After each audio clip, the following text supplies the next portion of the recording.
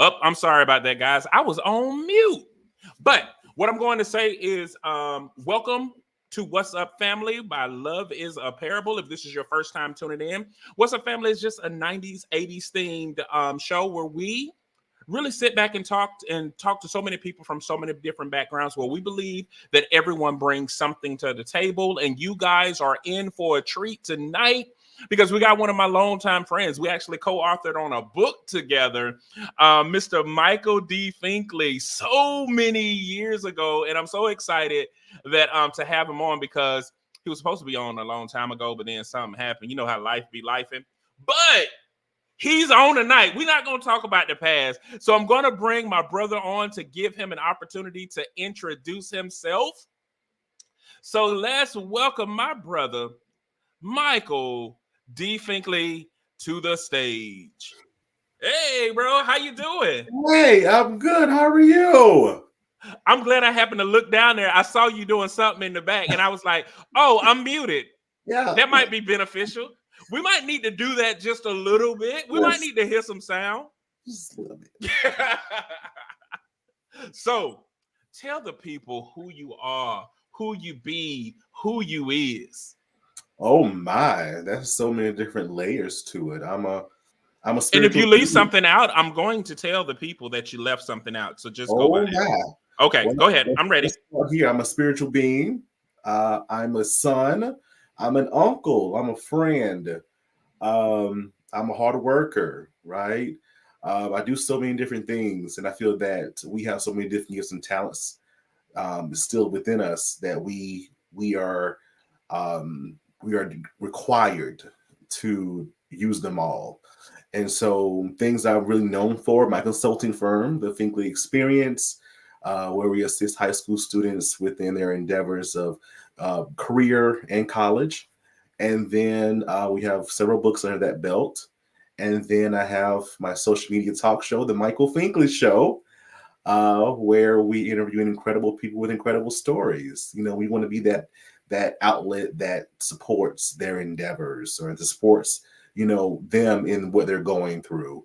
So yeah, that's kind of me in a nutshell. What did I miss? Well, first of all, did you talk about being a co-author and what that book was about?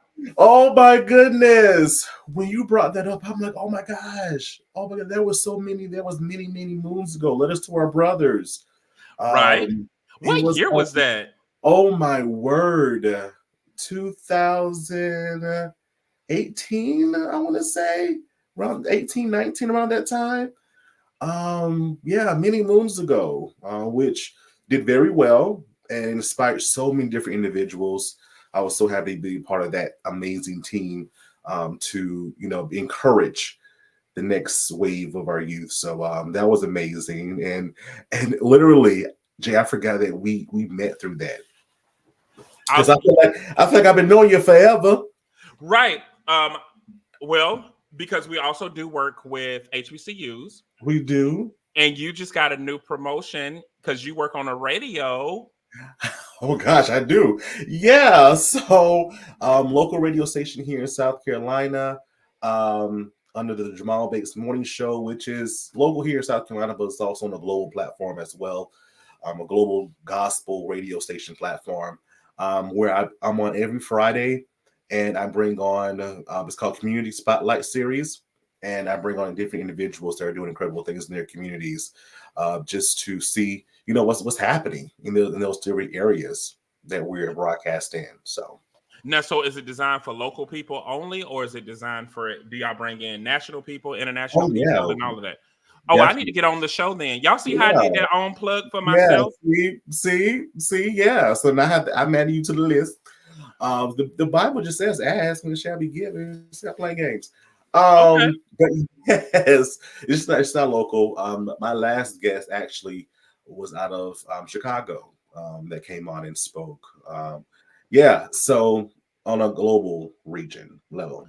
And speaking of which, you keep a lot of people on the Michael Finkley show. First of all, tell the people who like some of the stars. And you just had a show that came out. Was it Wednesday? No, was it Tuesday or No, Monday? it was every Monday. Every Monday. Monday. 7 p.m. Eastern Standard Time. on the CTR Media Network and also on YouTube and all podcast platforms. I just had Dr. Kendall Taylor on, who was so candid, who rarely does interviews, who was so candid in his own right. People are like, "Who is this man?" Well, he's known for his wife, who is Fantasia, our American Idol. He spoke about their marriage. He spoke about his business, where he looks in what that looks like for him in the future. So, so he was just on.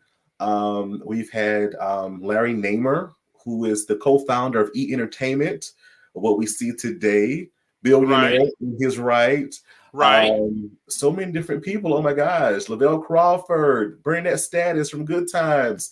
So many different individuals, but they're on not because they're stars, but they have stories. They have stories, and you're seeing a different side of them that you've never seen before. Like when I interviewed Lavelle, he revealed to us he's never said this on any other platform, where he said, "Once I finish comedy, I want to preach." I would have never expected that from him, but he said that. I didn't see that. Because he dressed like a preacher, though. He does, but you see the funny side of him, though. You always see the funny, comical side. He rarely talks about that side of, that's not funny. but yeah, think about it. A lot of the comedians, when they leave, it seems like they go in either inspirational or some type of preaching type area. Yeah, because even Steve Harvey, remember Steve Harvey went to the church and he started that phenomenon and had all these people quoting stuff like it was scripture, and it wasn't really scripture, but still. But it was motivational though. Yeah, when he did that whole thing about God is not finished with me yet, and so he had all these people saying that, and they was wearing these Steve Harvey suits talking about God ain't finished with me yet. Too soon. But yeah, I'm just saying, a lot of them do that. But yeah, but it's just something about the way he described it. You gotta go watch the show. It's just something about the way he described it in his right. It was just like, I would go to your church. I would go visit. Whose church? Lavelle's. Oh, I was about to say I ain't got no church. Not yet. The Tabernacle of House. Hey, it starts at home. Built on one foundation, a slab. Won't he do it? He will give you a slab. But he said he would, though. But I'm not sure of this foundation, though. I don't know who built it. It wasn't built by it was built by man's hands. It was built by man.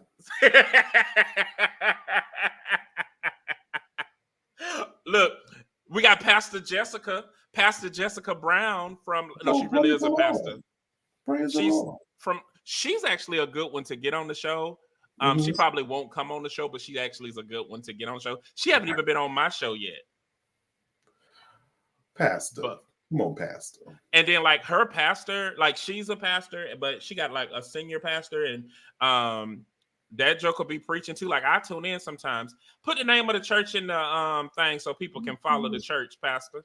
Then she told me about it. I don't know why she told me about it. What I did, Kelly, she said, "Stop it. I don't know what I did." She's about, "I'll be back." Okay. Okay. So there are a lot of questions that I wanted to ask you because, also Kelly, who's on, has another podcast called At the Helm. You should have been. Yeah, her and her husband do a lot of stuff as far as with voter education, political affairs, race conciliation. It's so many different things that they do. I've learned so much from them. And guess what's so funny about it? I ended up meeting Kelly and Wayne later, but they were at our book release in Nightdale. And I was like, "No, you weren't." And why? Look, if you go back and look at the pictures, they sitting on the second row together. Crazy. That's crazy. She was trying to get it out. I've never been invited. That is a lie. You told me no. You told me no. Okay, so I got some questions because you work in entertainment or mass comm, and I always wanted to get your thoughts. And I know we've talked offline, Yeah. But I do want to give an opportunity for just to see what your kind of thoughts are. And just like all my friends who do this professionally, y'all all talk about how y'all nervous because y'all be wanting to tell people what to do. Now the spotlight on you. Yeah, because like I told you before, I'm never in this seat. I'm always asking the question. That's so easy, right? I feel that's so easy for me. It's like, okay, sometimes I don't even prep myself in the sense of what I'm going to ask in depthly. I just go off feeling. So that's easy for me. But just sitting here, I'm like, what are you going to ask me? Right. And I didn't send you none because you my friend. And I was like, I'm not going to send you none. But truth be told, I was on another podcast and I drafted these questions while I was on the other podcast. Yes, that's the truth. Because that's what friends do. Him friends up. Let me see. She said, yep. And I ain't got now one of y'all autographs. Oh, my. Yeah. Talking about we telling stories tonight. No, you telling the story. So let's get into it. You ready for your first question? I guess I had no choice. Okay. In your opinion, how does the emotional well-being of entrepreneurs impact innovation and creativity, and what practices can be implemented to nurture both? Oh my, these are in-depth questions. Come on. It's not like what's my name. We already know that one. So the emotional well-being of entrepreneurs. So I can only speak for myself. Let's start with that part first, right? And I actually said this to someone today. If we're not 100%, how can we be 100% there for others, right? The people that we talk to, the people that we mentor, the people that we counsel. So that's really important, right? To take care of yourself in order for us to take care of others. There's so many different ways of doing that. Because I feel that once we do that, this is when we come up with these ideas of this is how I can help the next person. This is how I can save the world on this ride or contribute to this path. How I do it with my best practices is my spirituality. I'm in tune with him. Other people call him something else, but I call him Jesus. And that we're not afraid to say that because his name is Jesus. He'll never leave you alone. Hallelujah. Why is this verse? Why are you laughing at me? Preach your word, Pastor. Preach your word. Why are you laughing at me? No, that was they say the Holy Spirit will make you laugh. It's just like medicine. It is. Right. It is. But yeah, that's my foundation. And then other things that I've done as well that build up on that, God has given me the wisdom to take time off as well. To take care of my emotional, my mental well-being. Before I go into any interview, let's start here. Before I go into any interview, I pray. I pray to get something from it, but I don't want to be bogged down as well emotionally because I need to protect myself. So all that goes into that prayer. I take time off, like I do interviews, but I take weeks off at a time, especially in season, to protect my mental, to recharge, to get that energy going. Because when I first started, I was going at it full force. Like every day I got to interview somebody. Every day I got to, do something with the show. No, you don't. Because it doesn't really define you. It's something that you do and that you enjoy, but it doesn't define you. So yeah, and within those different breaks and in that prayer time and spending time with him and communing with him and fasting, he's able to give me that next creative thing or that next innovative thing, that next thing that I can continuously help people. That's why I brought on this season Community Spotlight series to highlight different businesses. And that went on to something else. It's like, hey, we want you on our show, the radio show, to do it on our show. Yay. So other people thought it was a good idea. So, so this is just a little bit about practice of what I do and how I, get into that realm because I've learned I have to protect me. I have to protect me because if I'm not doing it, who else is going to do it? Correct. Yeah, that's a good question. I like that. That's oof. Well, I think. Go ahead. No, go ahead. Oh no, I'm also back in school too, and I was like, I might use that for my dissertation or something. But go ahead. Come on, dissertation. Come on, doctor. Now, I will say, like, one of the things for me that because we've had conversations about this kind of with the book that we help write as well, Letters to Our Brothers. I think that as entrepreneurs and as Black men, I don't think that often our emotional well-being is even considered. It's not, because we're men. Come on. Yeah. And a lot of people, especially in this society, is like, oh, you're a man. We're not worried about that gushy stuff of dealing with your feelings and stuff. You go man up, be okay. Oh, I still Exactly. cry. Listen, Jesus wept. Listen, if he wept, I can cry too. So yeah, it's not even. But if we were women, it's like, oh, we got to worry about that side of you as well. But yeah, it's not Yeah. even considered. Yeah, and so that's what I think about a lot of times is that there's a lack of consideration that one, me as a Black male, I do have an emotional well-being that I need to nurture and maintain, but also as an entrepreneur, it's so funny. Like I can ask for donations and you don't see the value in donating, but you see the value in calling me late at night to ask me my advice on something when I easily can tell you like the advice that you're getting is what I do professionally, but because I'm connected to you in another way, because you feel like you're getting it free and we just talking like, no, that's what I went to school for, or that's what my professional experience is about. That's why I started a whole organization. You're getting those over 24 years of higher ed experience that I'm giving you. You're getting all those years that I studied and all those years that I was in school. You're getting all of that experience in a casual conversation that you can't even donate $10 to. And I don't think that sometimes we understand the complexities of just that alone. Meaning you value me enough to have my Mhm. opinion, but you don't Mhm. value my opinion enough to invest in it. Exactly. Exactly. Oh, but you got Oh some my friends gosh, on.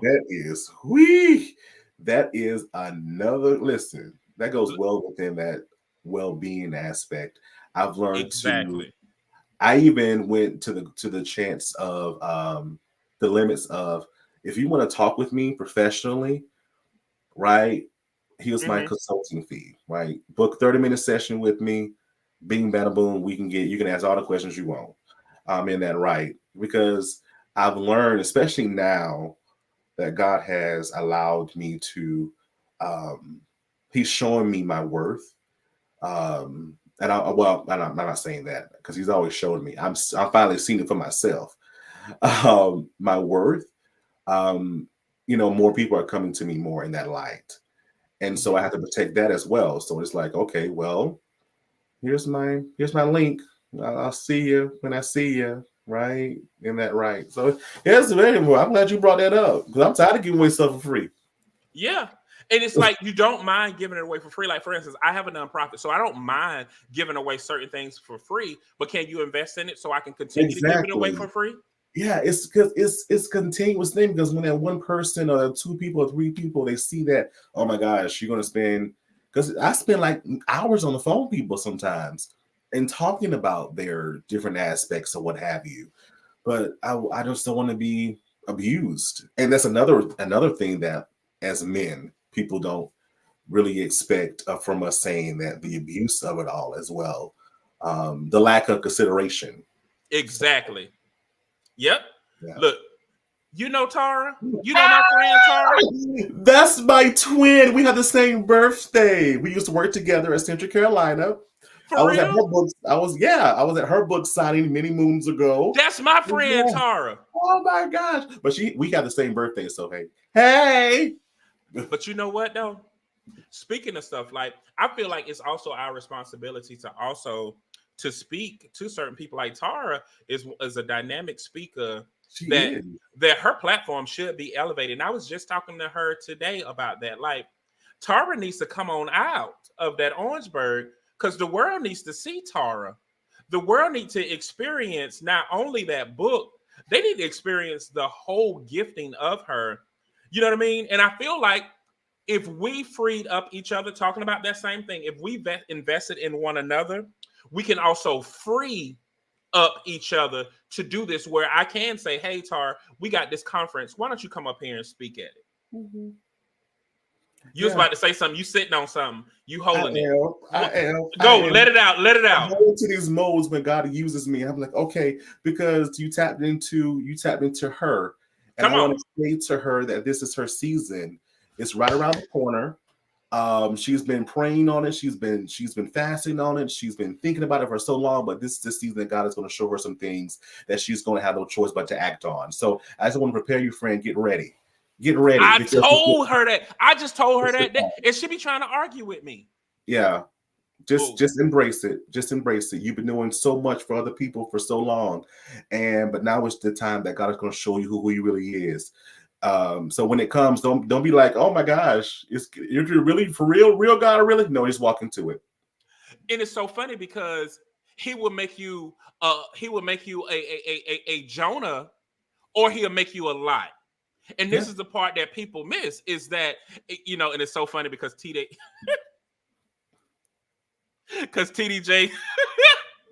too soon because he going viral. But it's so funny because have you been swallowed? But in your Jonah experience, if you feel like certain people should not experience that word, meaning you are saying like, I will go and do this because I want to do this, but if I don't want to go over here because I don't think that's where I'm supposed to do, or I don't think that's my audience, you'll get swallowed up until you're ready to do what He told you to do. Or it'll be like Lot, where you continue to outgrow the situation, where even royalty is coming to you saying you got to leave. Yeah. And so you want to be obedient because it's going to be a place where He's going to isolate you, where nobody can get to you. Mm-hmm. Or He's going to make you so much larger that nobody can get to you because you're still not where you're supposed to be. Yeah. Yes. Let it out. Somebody, I remember now. I did say no because your questions be questioning. And do who did that? Text me their numbers. Hush your mouth.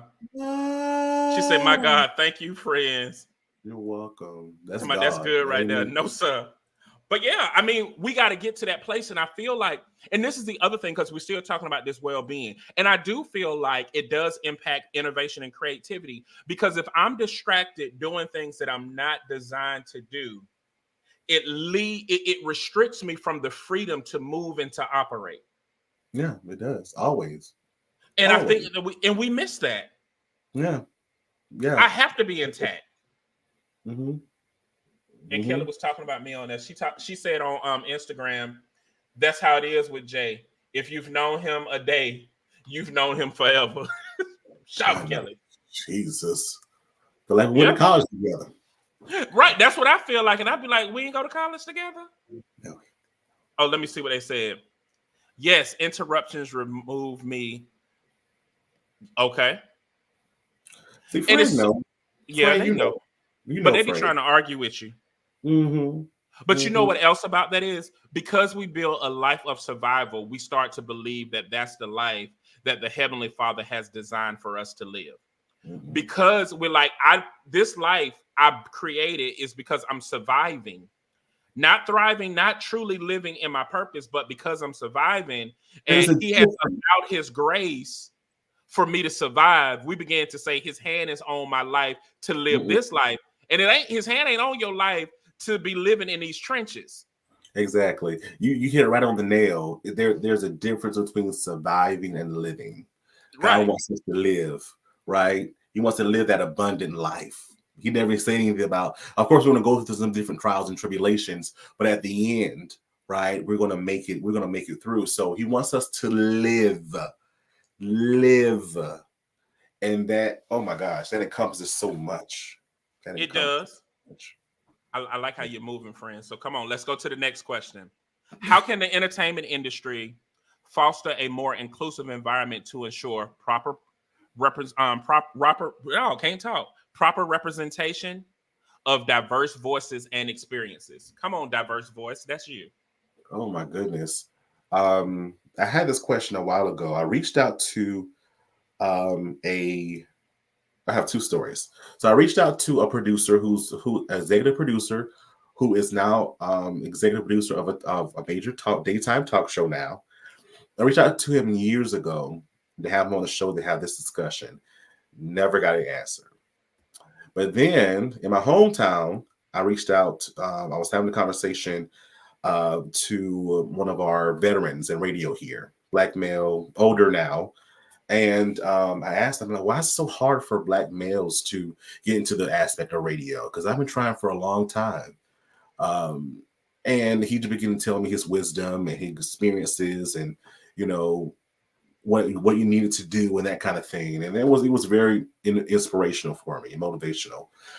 Um, but the entertainment has to realize that, first of all, we're here, and use us in that way of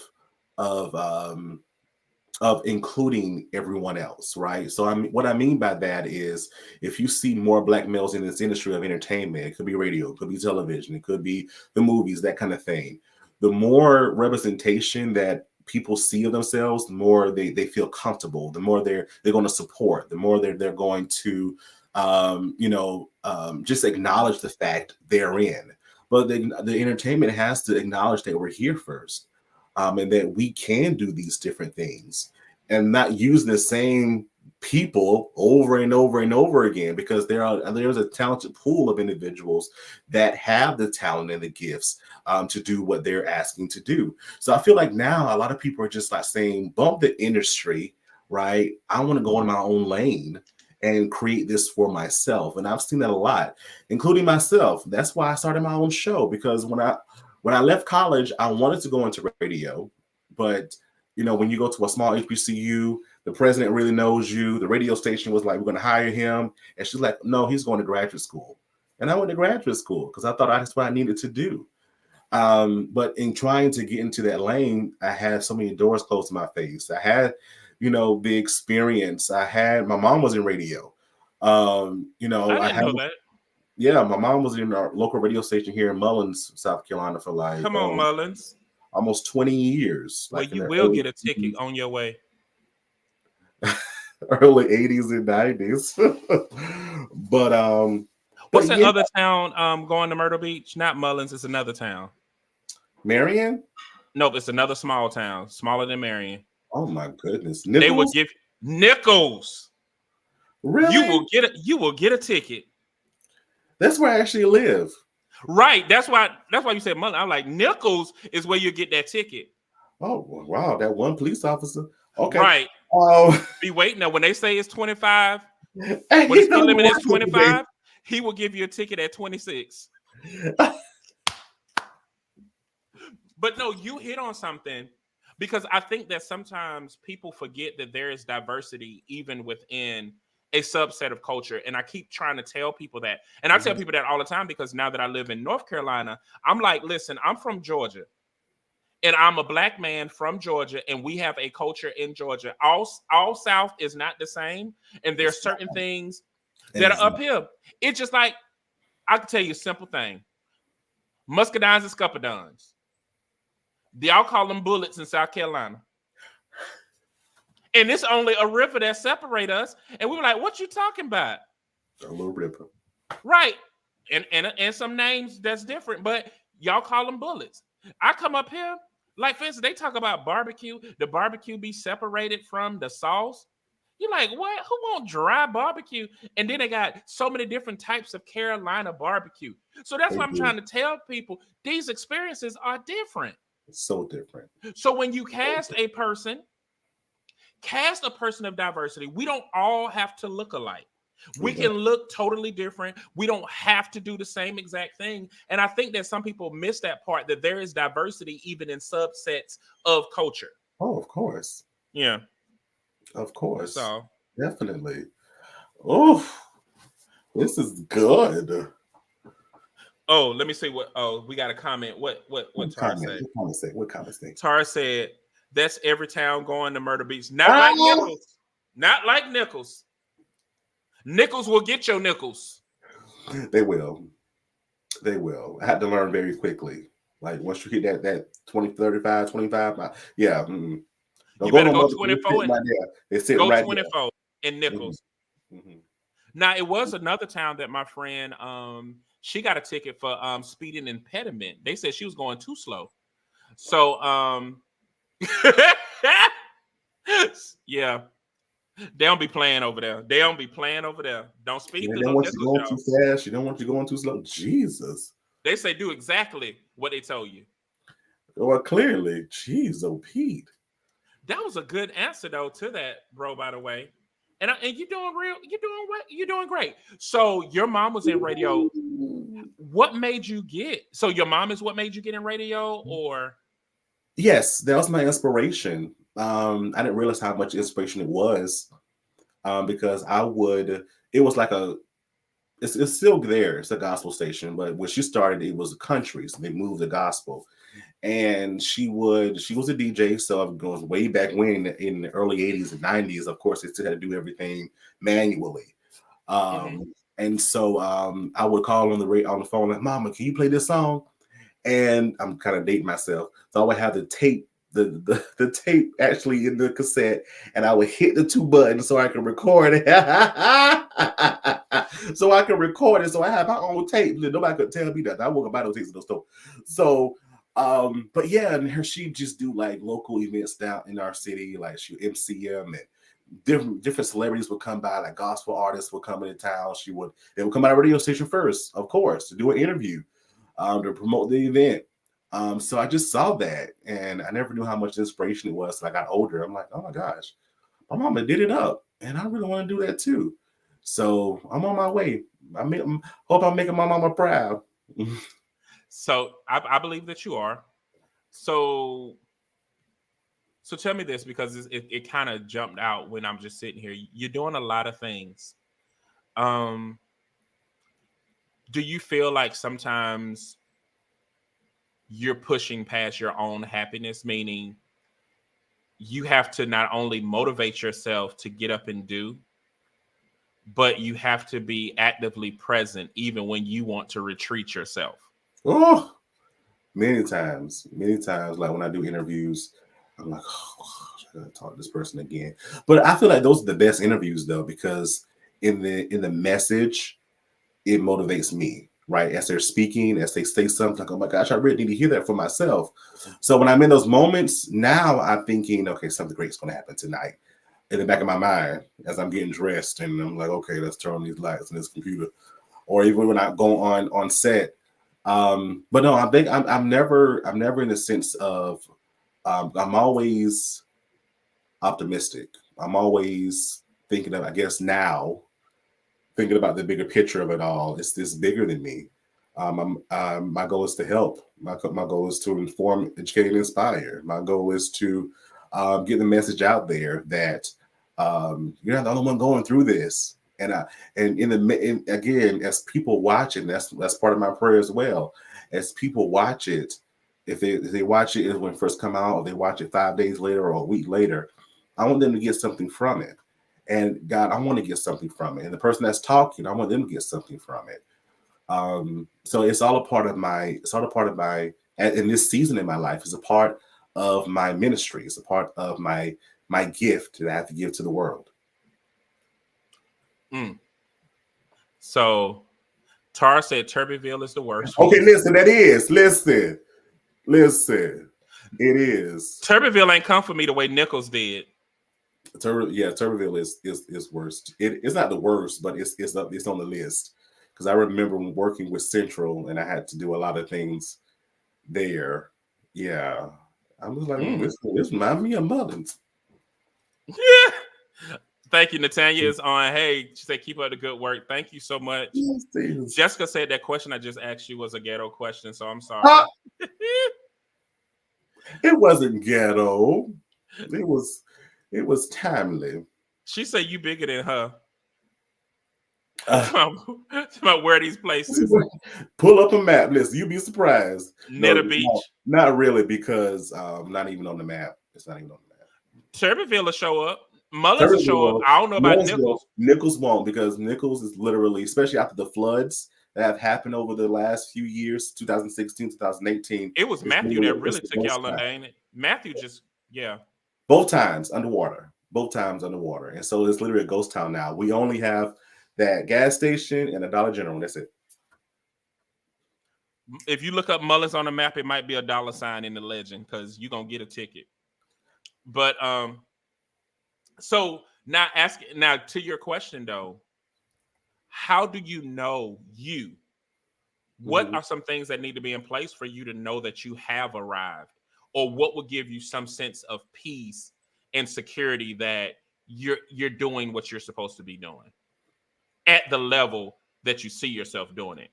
Yeah, I feel that's on us a process because each level we go up, we look for that pat on the back from ourselves that we're doing good, right? And we have to be at this level for that pat on the back to happen.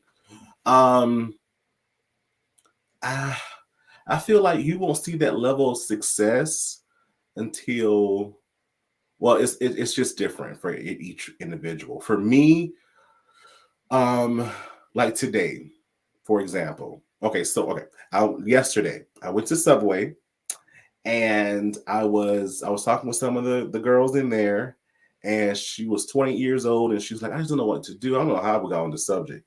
So she was preparing my sub, and she was like, I just want to go back to school. I want to be a nurse and that kind of thing.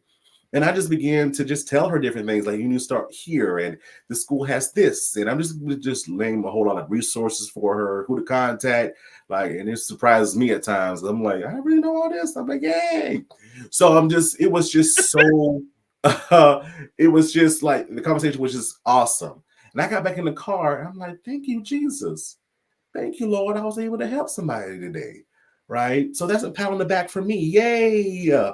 I know so much because I've studied so much and I've been through so much and I help so many other people. I'm continuously helping others. So I feel that's a pat on the back for me as well. Or like when I am doing my interviews and I hear a story and someone's like, I needed this. This was for me. This is for me. Yay. I made a difference. So I guess it's not because people look for monetary things, in that light is good, but it's bigger than that. So I feel like the impact, if I can impact others and also impact myself, like yay, I've done what I need to do. And again, each season it gets bigger and it looks different. So this season, yay, the impact, the influence, yay, I've done what I needed to do, and I'm going to continue to do it. And I guess, and you know what now? I feel like I get triggered by certain responses now. Mhm. And I'm explaining what I mean by that. Well, first I'm gonna say, like, I realize for me, people make entrepreneurship sound so glamorous, and Don't it? it's le ghetto. It is le ghetto. Um, and the reason being, first of all, it help you understand things. Like I was saying, oh, if I get some contracts, I would love doing contracts and blah blah blah blah blah. Nope, I have realized I don't even like contract work. I like advising. I don't like contract. I like consulting, advising, and speaking, and of course teaching. Mhm. But I don't like a full-time commitment because I've realized when people contract you, you may not be a W-2 employee, you may be a 1099 employee, but they all treat you the same. And it lessens your value as an expert when they put you as a contractor. That's just me. So now I'm realizing, like, I like advising and consulting. Let me tell you what work, you do it. I don't want to do it. You do it. You know what I'm saying? And let's move on. Yeah. But the other thing is, I hate that we have created this servant type mentality. Like, I don't believe in, like, people get mad at me when I say this, but I don't believe in servant leadership because I feel like it's code for slave leadership, where you're supposed to feel so great because you're doing for other people, but it's really eating away at you.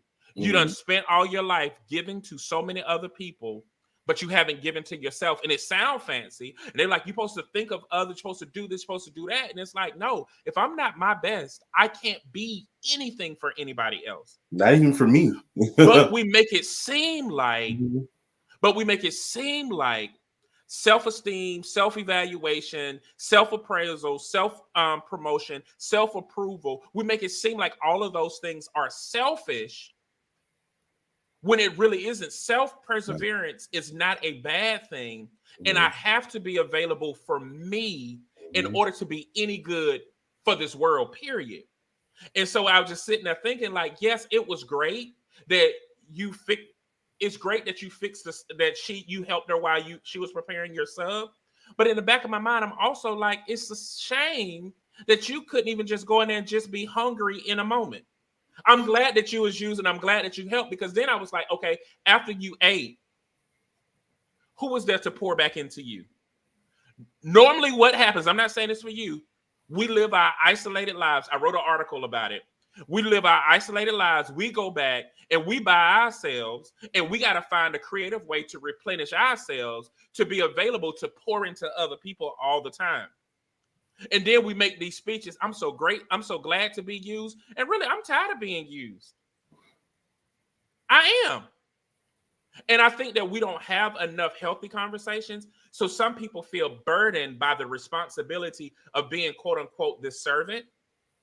And we dress it up as servant leadership. You got to show other people how to be this person. And we do the same thing with teaching up or coaching up. Like you're supposed to coach up your manager or teach up your manager. That's not what people are hired for. We have to get to a place where we really start being truthful and organic. And a lot of us are dying from lying. We just dying from lying. Ooh. And we dress it up to be something nice. And it really is just a silent hell that is suffocating the true life out of us. And I'm just sorry. I'm not saying that's what you were saying.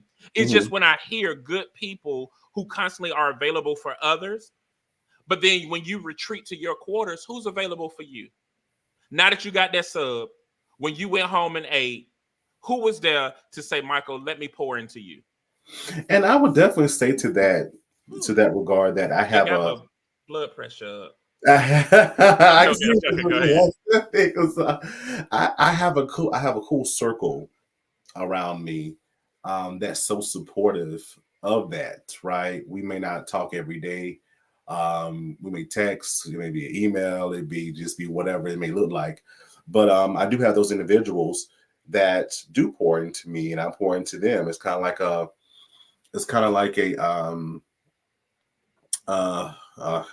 don't know a name for it right now, but yeah, I do have that small circle that does that for me, and I feel that replenishes me to go to the next level, or because I always believe that God will give you what you need at any time. So he had that person, like today I had someone just reach out to me. He was like, you know what, Dr. Finkley, I appreciate you. Whoa, thank you. So I'm going to feed off that, right? So yeah, I think that you may not, yes, you need those individuals, but I feel that God will also give you what you need. So to continue on. I do believe he'll give you what you need, but I do believe that garden, sometimes we have to go. Hold on, let me come at. Let's go to these comments because you about to send me on another tangent. Okay, so Jessica said, here you go. She said she avoid places that have seasons because she's in the valley and all they got is dry, hot. That's it. What about? And she said Dollar General gonna get their money every day. It's about we got a Dollar General. Tara say control. Their expectation of your work is why a contract can be challenged. Yeah, I agree. She say, listen, ghetto, especially when you're pioneering something that's not common. Folks love to try to lump you into every other organization, business similar to yours. No, I'm not them. Now, that's true because I do that with Love is a Parable all the time. They always tell me something. I'm like, no, my lane is value-based education. They always try to put it in where you can do. No, I'm value-based education. And it's not to be funny, but I found out, like, the reason why I stopped doing graphic work. I was doing graphic work to help make money and stuff like that. But then I was getting known for being a marketing organization. And so we do these things. And here's the other thing. Stay away. I said this before. Stay away from them plan B people. Them plan B people are the same ones who will say, Michael, well, what you going to do if your business don't come through? What's your plan B? So what they're really saying is you don't think my plan A is going to succeed.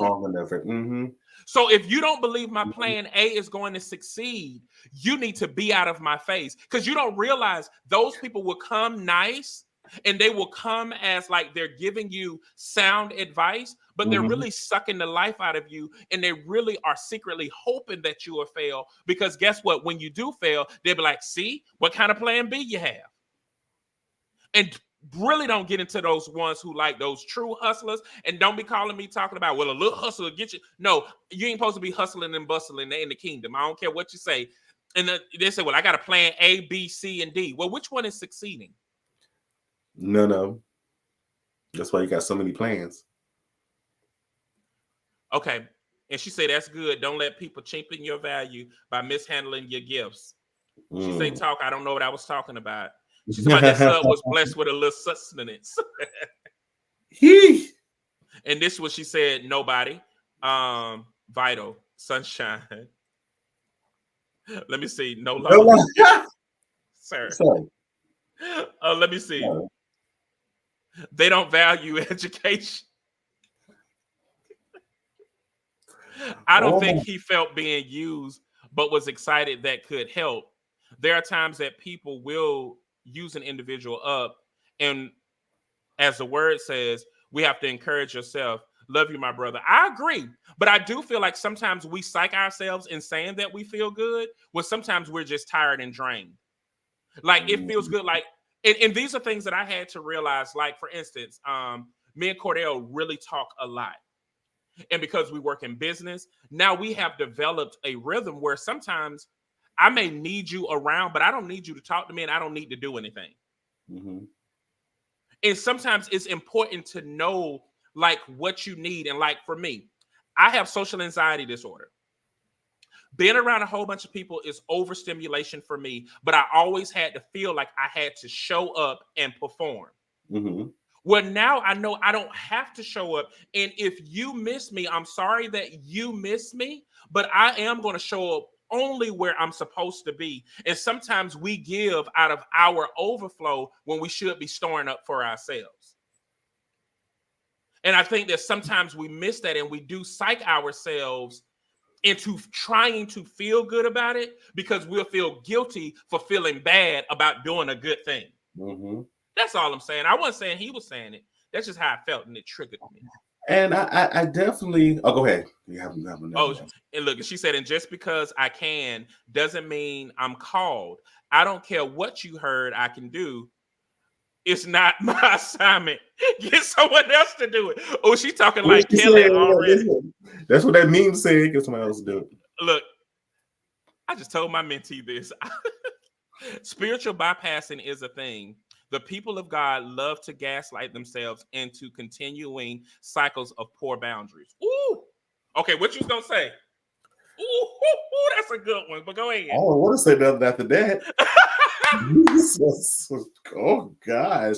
But that goes to this point because I say this to myself more often now. My father passed away last year. I'm sorry about your And daddy. yeah, but he's a much better place. Um, but he passed away, and I came back to Nichols. I live in his house now, which is mine now. Doing some renovations, all the things that he wanted to do but couldn't. And so I'm like, oh, why am I back in the country? Like, why am I here? Why? And I was just getting to ask questions. I'm like, God, why am I here? Why am I here? Why am I here? And what I know now is that God has, in this season in my life, God has tucked me away. Many people don't know I'm here, and that's a Mm. blessing. Many people don't know I'm here. They know I'm still alive, thank the Lord, but they don't know I'm here. And I feel that God has tucked me away. He's preparing me for something. I don't know what that is. So many of the things that I used to say yes to, I'm not doing it anymore. Or I'm learning something more in depth about myself. Or yes, I can do an interview in California, but I'm coming right back to the country and I'm living in peace. So I feel that in this season, and I'm listening to it more and more, God is molding me into something.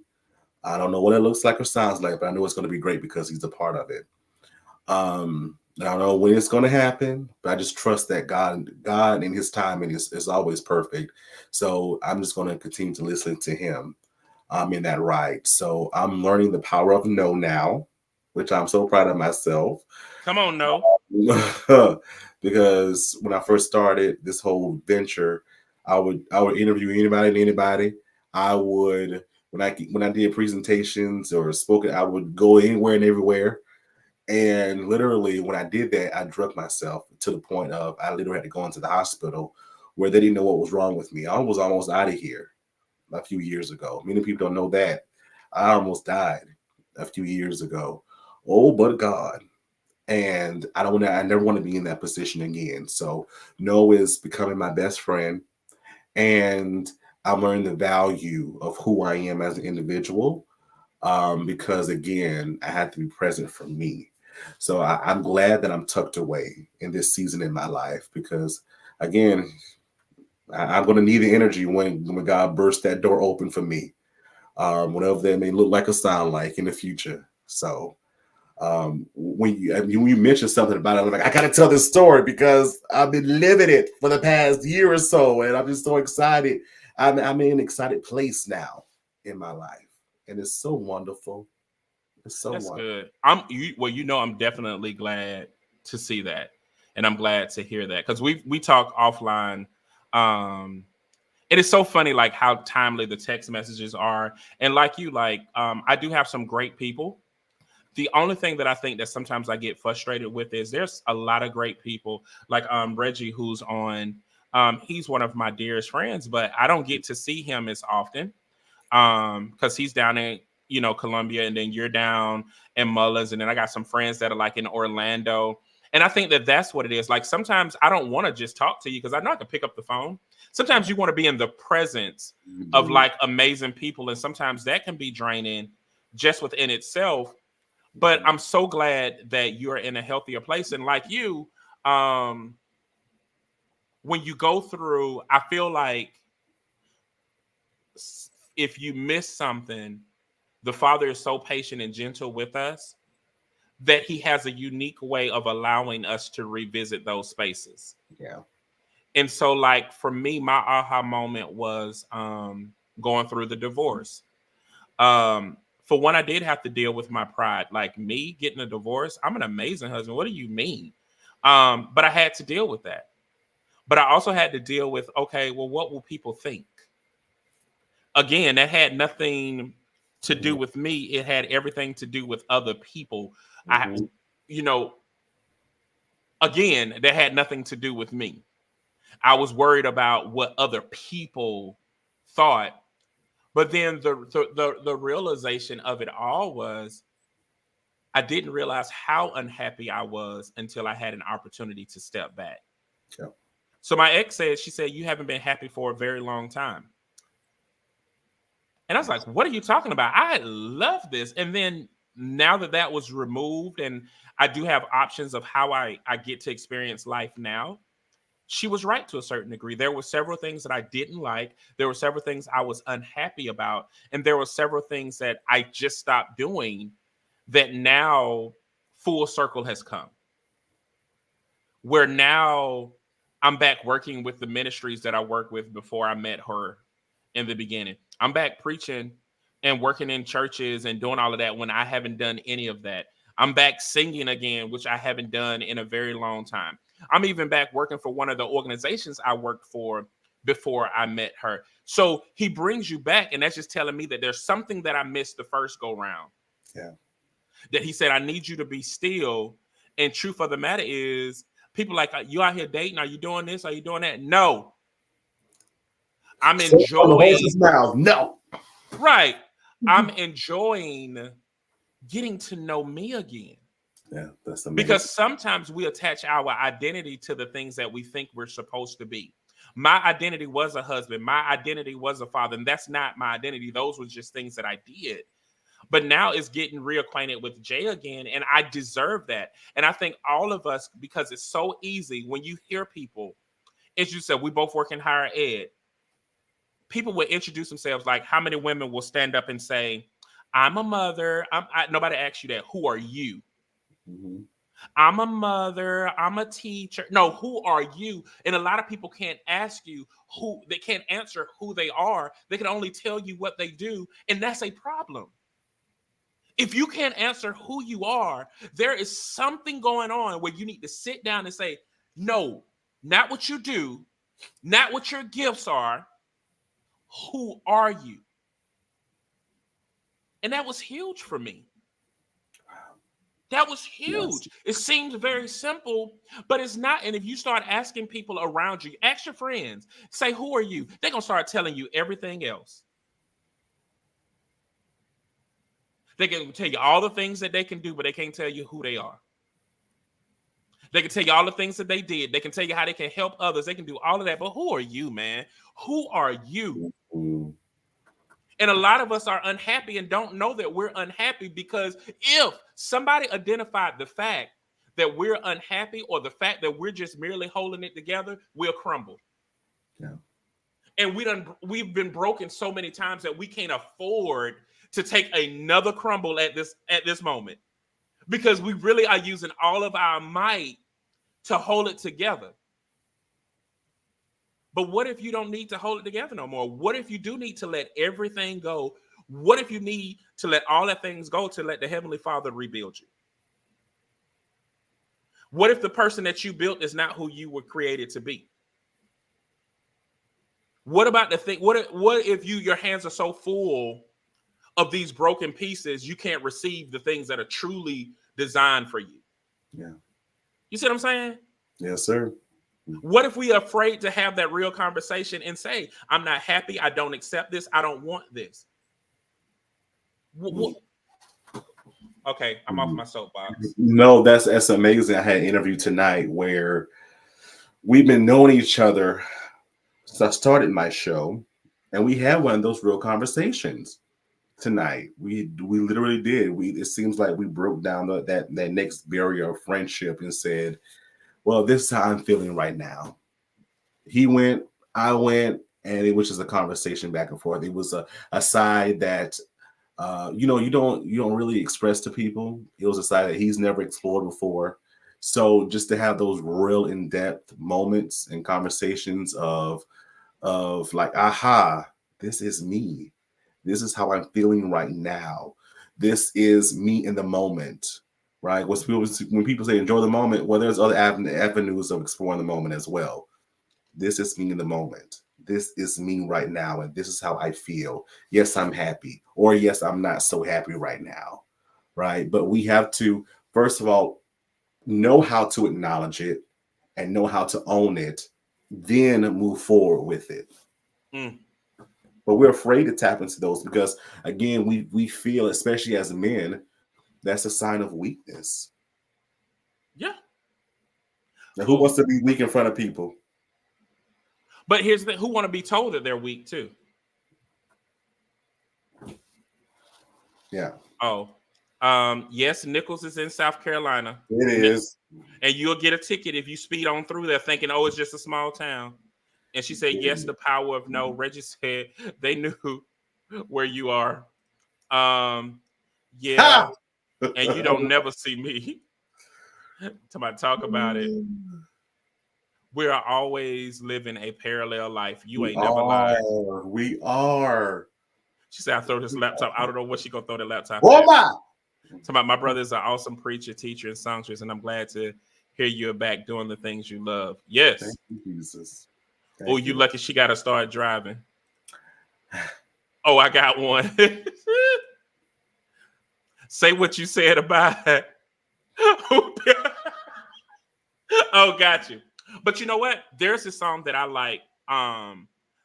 It's so funny. Like, I remember when I first was involved in ministry, I used to love all of that singing and, even all that. I used to love all of that carrying on. But now I don't really like that type of singing. And it's sometimes like there's artists that I used to love that I don't really like anymore because I'm like, after you done hollered your throat out, what's next? You know what I'm saying? And so one of the people that I really like is Anita Wilson. And Anita Wilson has this song because it reminds me of our conversation. And so the song is called Real Me. I'm going to read these lyrics to you, okay? She says, my heart is open. Defenses are down. I need to hear a word from you. Speak to me. You know the real me, the one the people cannot see. I surrender my will to you. Use me as you please. No longer will I hide from you. I worship in spirit and in truth. Even when I'm far from you, you still allow me in this moment here with you. My heart is open. My defenses are down. I need to hear a word from you. Speak to me because you know the real me, the one that people cannot see. And that is literally the song. And so sometimes we don't want to be able to explain ourselves. Sometimes we just want to present the real us, be accepted in that, and allow that to heal. And I'm realizing that we can't heal if we're allowing these distractors or detractors to occupy space. Mm-hmm. You see what I'm saying? Mm-hmm. Can you imagine going, like, it's like going to the dentist. You know how like when they have a hole and they pack it with things? Yes. Mm-hmm. But imagine you have a toothache, but you started doing the packing before they did the extracting. Wow. And so a lot of us pack things in and we'll say because we got so much stuff because now we're not moving our teeth and now nothing is touching that tooth. My tooth don't hurt no more. But also you can't eat anymore. Mm-hmm. Because you got so much packing in your mouth, you can't even eat anymore. And that's what a lot of us do. We take on so much that we can't even allow real healing to take place. And we don't even have a space or a place to be our real selves. Wow. And then we want to pour into people. Mm-hmm. That's and massive. part of our pouring is pollution. Imagine if we had the freedom to be, we can pour nothing but purity. Mm. I'm going to stop. Because we done went over. Preacher. We done went over. Preacher. That's it. That's it. I love Anita Wilson too. Yeah, we done went over. Lord. Part 2. We got to. Well, let me tell you this. Michael, I'm proud of you. Thank you. I'm proud of everything that you do. And the things that we talked about, you didn't talk about it. You also, because of the work that you do, you also received an honorary doctorate. Yes. Mm-hmm. So you are Dr. Finkley as well, but you are my brother. But I'm so proud of the things that you're doing. And I'm so glad that you have always been available and present for everyone else. But I'm telling you in 2024, I'm going to make myself more available to be present for you. Because I know how it feels to pour into others, but don't feel like you have anyone. And you're right. You and Nichols by yourself. So you can tell me, yeah, I got a circle of friends and all of that, but nobody ain't coming to Nichols to get a speeding ticket to be there with you. So I will make a sacrifice, one speeding ticket a year to come and see you to make sure that you're all right, because I know regardless of what you tell me, I know what you need because I've been in those dark places as well. And I know how it feels because he constantly downloads into your spirit. He's constantly giving you new things to do. And there's so many things that you want to do. And I know how it feels like sometimes it's just overwhelmed. It's overwhelming all of the things that you want to do that sometimes you feel like you ain't moving, but you're moving. And you're making mighty impact and you're doing a lot of good work. And the doors that are not only opening for you, but the doors that you're opening for others. This is the part that people miss as believers. He says signs and wonders follow them who believe. Mm-hmm. So you won't see the signs and wonders, Michael, because you're a believer. They're following you. So they're behind you as you continue to move forward. You're opening doors and miracles are performing behind you. The signs and wonders are behind you as you continue to move forward. So you like, I'm not making any progress, but anyone who comes into your shadow is being healed and delivered, being kept free. Mm-hmm. Things are opening and happening from them just because they're in proximity to you, but you don't see it because the signs and wonders are following you.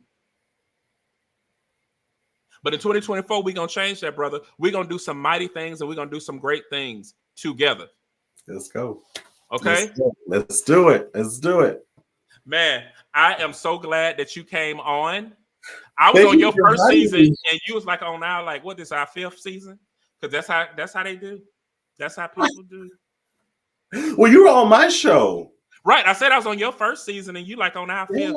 I'm on season 7. Oh, it's season 7? Yeah, season 7. It's crazy. See how y'all do? But I'm It's glad crazy. you finally This is made my it. first time on your platform. You see how people But do? you need to get Tara on your show too. Fran got my number. No, but look, she like you. You're gonna I have to call know her. that we're both Geminis and our birthdays on the same day, so I know how she thinks. Friend, I was having a conversation with her today, and she gonna ask me my opinion, and she said no after everything I said. And I said, why am I still talking to you? She talking about no, go ahead, I want to hear it. So you can say no some more. I'm not just gonna be talking just to say no. That's how we do, because our mind's already made up. No, it don't. It It ain't made up. You just don't like it. You just don't want to hear it. in the point of our minds already made up. We already know what we want to hear and think. Listen, it's just the Now that courtesy. is true. It's And just I told her we that just too. I said, talking. well, let me know when you open to hear something. I say, you're not ready yet, friend. She asked you if you got the same number. I sure do. Oh, shade. I sure do. But anyway, well, we done made it to the end. And so anybody that's out there viewing, if you feel like nobody in this world care about you or love you, you just met 2 people that do. Connect with us. You see all the information and all the things that we have.